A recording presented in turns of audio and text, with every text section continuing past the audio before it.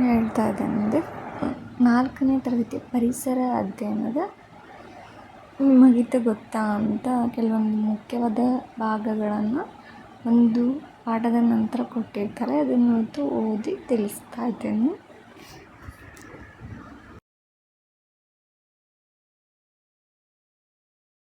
ಹನ್ನೆರಡು ಪಾಠಗಳು. ಅದರಲ್ಲಿ ಮೊದಲನೇ ಪಾಠ ಪ್ರಾಣಿ ಪ್ರಪಂಚ. ನಿಮಗಿದು ಗೊತ್ತೇ. ಭಾರತದ ರಾಷ್ಟ್ರೀಯ ಪ್ರಾಣಿ ಹುಲಿ.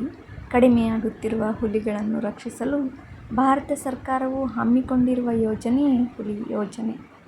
ಪ್ರಾಣಿ ಪ್ರಪಂಚದಲ್ಲಿ ಕೀಟಗಳ ಸಂಖ್ಯೆಯೇ ಅತಿ ಹೆಚ್ಚು. ಚಿರತೆ ಗಂಟೆಗೆ 100 ಕಿಲೋಮೀಟರ್ ವೇಗದಲ್ಲಿ ಓಡುತ್ತದೆ. 33 ಮೀಟರ್ನಷ್ಟು ಉದ್ದವಿರುವ ನೀಲಿ ತಿಮಿಂಗಲ ಪ್ರಾಣಿಗಳಲ್ಲಿಯೇ ಅತಿ ದೊಡ್ಡದು. ಎಲೆಕೀಟ, ಊಸರವಳ್ಳಿಯಂತಹ ಕೆಲವು ಪ್ರಾಣಿಗಳು ಶತ್ರುಗಳಿಂದ ರಕ್ಷಿಸಿಕೊಳ್ಳಲು ತಾವಿರುವ ಹಿನ್ನೆಲೆಯ ಬಣ್ಣ ತಳೆಯುತ್ತದೆ. ಪಾಠ 2 ಸವಿಜೇನು. ಪಾಠ 2ರ ಪ್ರಮುಖ ಅಂಶಗಳು ಅಂದರೆ ನಿಮಗಿದು ಗೊತ್ತೇ.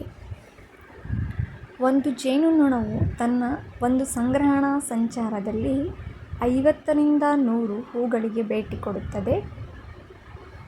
ಜೇನುತುಪ್ಪ ಒಂದೇ ಮಾನವರು ತಿನ್ನುವ ಕೀಟಗಳಿಂದ ಉತ್ಪಾದಿತ ಆಹಾರ.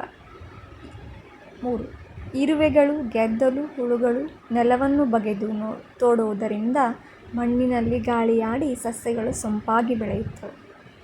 ಜೇನುಗೂಡು, ಪಕ್ಷಿಗೂಡು, ಇರುವೆಗೂಡು, ಗೆದ್ದಲು ಹುಳುಗಳ ಹುತ್ತ, ಜೇಡರ ಬಲೆ ಮುಂತಾದವು ಪ್ರಾಣಿ ಜಗತ್ತಿನಲ್ಲಿ ಕಾಣಬರುವ ಅದ್ಭುತ ನಿರ್ಮಾಣಗಳು.